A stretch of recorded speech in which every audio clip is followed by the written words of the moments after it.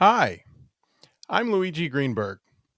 Thanks for joining me for the second episode of Strange World, my series of short videos about things in our world that just don't make sense. Rocket science is considered to be one of the most difficult subjects to learn and understand. And if rocket science is considered to be the most difficult of subjects to understand, what is to be expected of the scientist who chooses rocket science as a profession? Should this person be reasonable, logical, rational? For today's episode, we are going to discuss the story behind the man that is considered to be the father of modern rocket science and the man that directly paved the way for space travel. This man wasn't just a rocket scientist. In fact, he created rocket science and then he even innovated rocket science. But would you believe that this same man who created and innovated the science used for modern missiles, as well as the rockets that took astronauts to the moon, was openly a high ranking member of a cult that practiced black magic, held drug fueled orgies, and even tried to conjure both Satan himself and the Antichrist? This man's mind existed on two polar opposite planes that would seem to be incompatible: the scientific and the magical. But is it possible that his work with rockets was all in an effort to help man transcend the Earth? A feat that would satisfy both his scientific and his magical goals. In this context, are science and magic even distinguishable? Regardless, he was able to effectively harness his genius to give the United States the lead in the technological race of weaponry and space travel. I hope you enjoy this brief history of the life of the mad genius, Jack Parsons.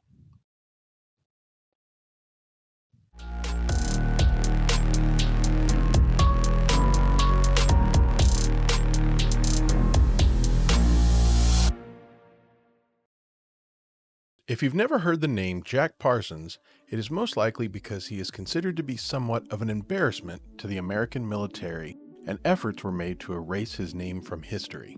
However, regardless of his reputation, Jack Parsons is considered to be the foremost developer and innovator of rocket science. He was the founder of the Jet Propulsion Laboratory, he was an innovator of rocket fuels, and he paved the way for the creation of NASA and for humans to travel into space. But the man was a living, breathing enigma. Despite his dedication to science of the natural world, he led a double life that was also dedicated to a world of black magic, spells, conjuring spirits, and a practice called sex magic. While he made several significant scientific innovations during his lifetime, his life was tragically cut short and is the source of speculation to this day.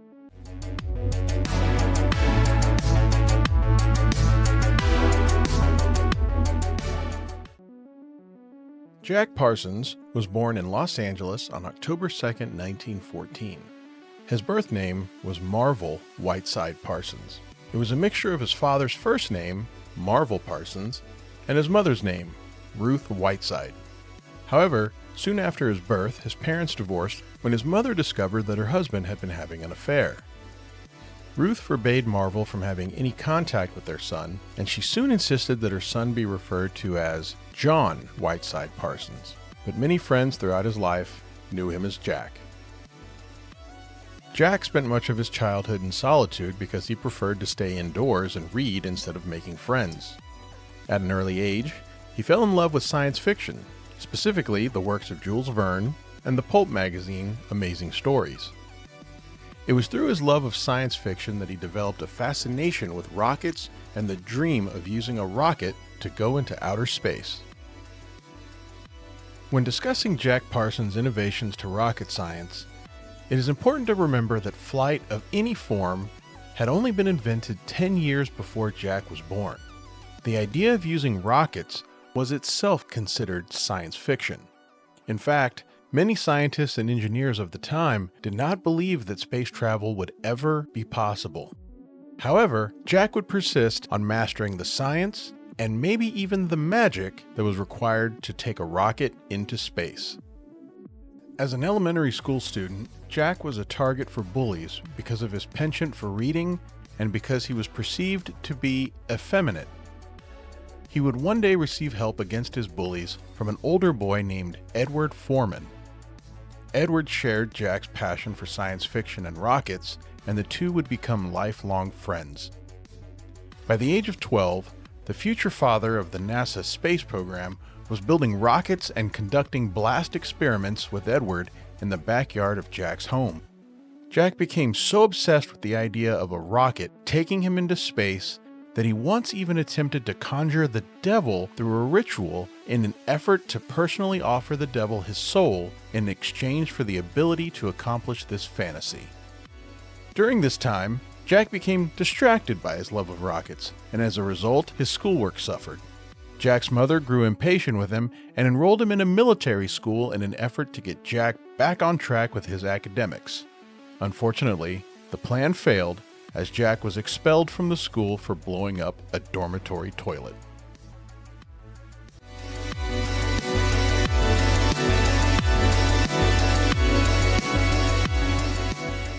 Jack attended Stanford University to study physics and chemistry, but he had to drop out because his family could no longer afford the tuition due to the Great Depression. He took a job at the Hercules Powder Company where he learned how to create explosive substances. And Jack married Helen Northrop in 1935.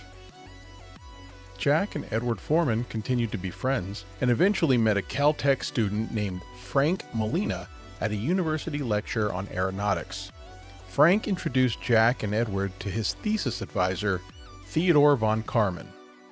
This group began to work together with the assistance of several Caltech graduate students to create a rocket engine.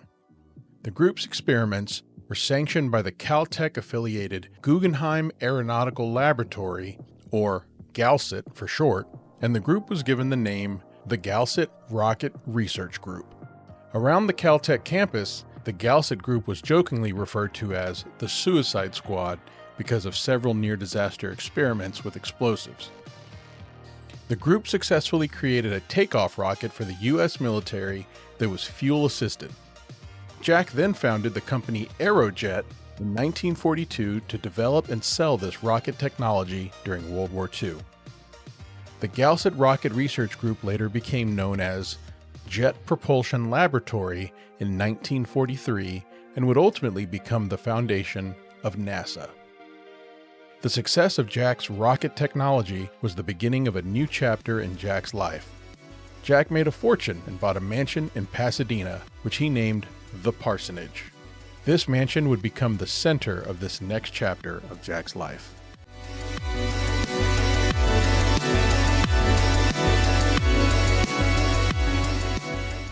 Despite the fact that Jack Parsons was a man of science and logic during the day, at night he was casting spells, conducting occult rituals, and participating in group sex, all in the hopes the universe would help his dreams come true. Jack met the famous English occultist Aleister Crowley, and in 1939 both Jack and his wife Helen became deeply involved in Crowley's belief system known as Thelema. The mantra of Thelema was simple: do what thou wilt. As a follower of Thelema, Jack performed ritual magic, including banishing impure elements with pentagrams, invoking the power of holy guardian angels, eating cakes filled with menstrual blood, and offering daily adorations to the sun. He also engaged in something called sex magic, which was the belief that during the intense feeling one has while having an orgasm, a gate would open into the universe. And in that small window of opportunity, he believed that it was possible for a human being to perform a magic spell as long as he could focus his intention. Jack became the leader of his own group. He would host drug-fueled orgies at his house in Pasadena. By this time, Parsons was habitually using alcohol, marijuana, cocaine, amphetamines, peyote, mescaline, and opiates. Unfortunately, Jack's wife did not enjoy Jack's new lifestyle, so she left him. However, soon after Helen left, Jack began to have an affair with Helen's sister, Sarah Hollister, who, unlike her sister, was a devoted believer in the occult and enjoyed participating in the orgies. At one of Jack's meetings, Jack and Sarah met a science fiction writer named L. Ron Hubbard. Hubbard moved into the parsonage, and he and Parsons became fast friends. Parsons and his girlfriend, Sarah, were in an open relationship according to the sexual ethics set out by their belief in thelema. However, Jack became intensely jealous when he learned that Sarah had become enamored with Hubbard. Motivated to find a new partner through occult means, Parsons began to devote his energies to conducting black magic. In December of 1945, Parsons and Hubbard set out to accomplish a rigorous series of magical ceremonies called the Babylon Working, which was an attempt to magically fertilize a, quote, magical child through immaculate conception to bring about a messiah to the occult system of thelema. For this invocation, the two would spend days in the desert following chants and rituals created by Crowley in an effort to bring forth a goddess named Babylon onto Earth in human form. According to thelema, Babylon is described as being the great mother of the earth and a symbol of sexually liberated women. In February of 1946, Parsons met Marjorie Cameron at a party held at the parsonage. Parsons immediately fell in love with her, believing that she was the manifestation of Babylon that he had invoked. He believed that Marjorie was his soulmate, and the two were so intensely attracted to one another that they allegedly spent 2 weeks making love non-stop. They would later be married in October of that same year. After Jack's secret life was discovered, he was fired from the Jet Propulsion Laboratory. Soon after, L. Ron Hubbard asked Parsons if he would be interested in partnering in a boat business in Florida. Instead, Hubbard defrauded Parsons out of $20,000 and fled to Florida with Jack's girlfriend, Sarah Hollister. Years later, Hubbard would go on to create his own religion, Scientology, and he would use this boat business to create a naval-themed branch of that religion called the Sea Org. Parsons later sued Hubbard to get back his $20,000, although he only recovered a portion of it. Side note, in December of 1969, the Sunday Times published an article about Hubbard's involvement with Parsons' occult activities. In response, the Church of Scientology released an unsubstantiated press statement which said that Hubbard had been sent as an undercover agent by the U.S. Navy to intercept and destroy Parsons' quote, black magic cult and to save Sarah Hollister from the cult's influence.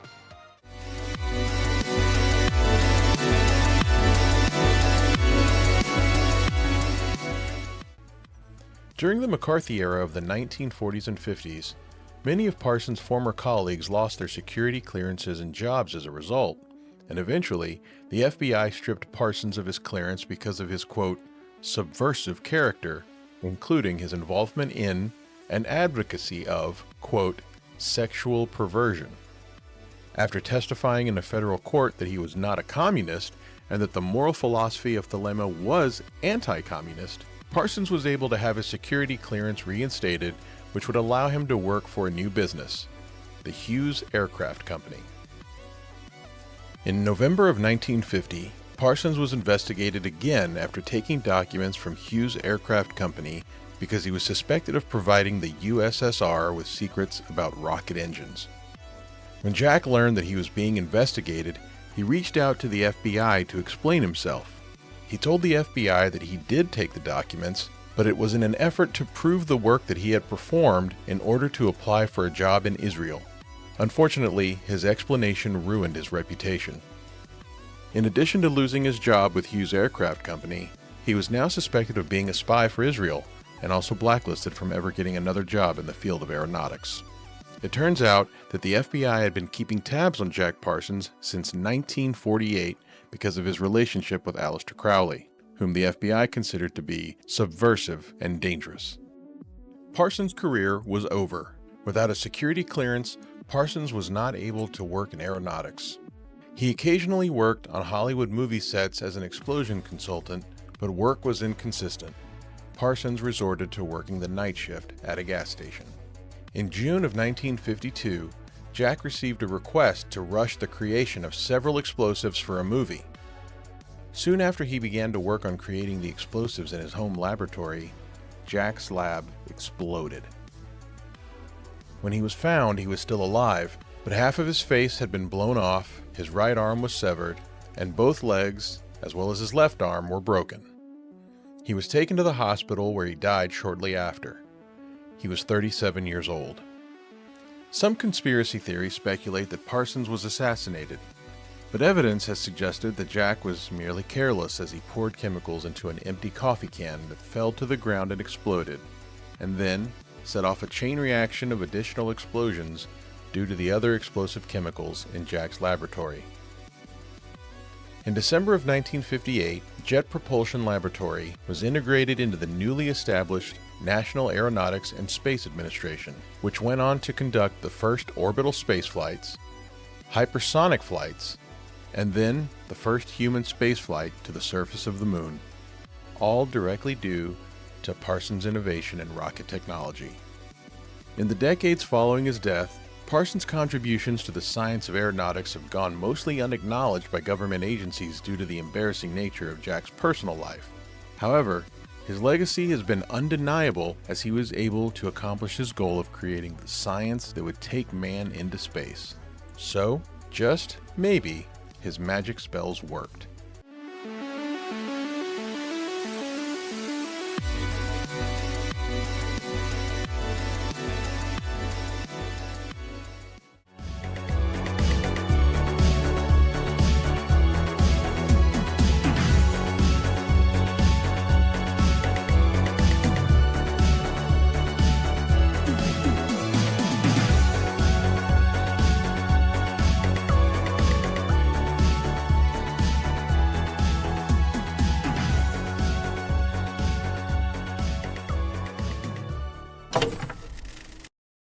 That's right, it sucks.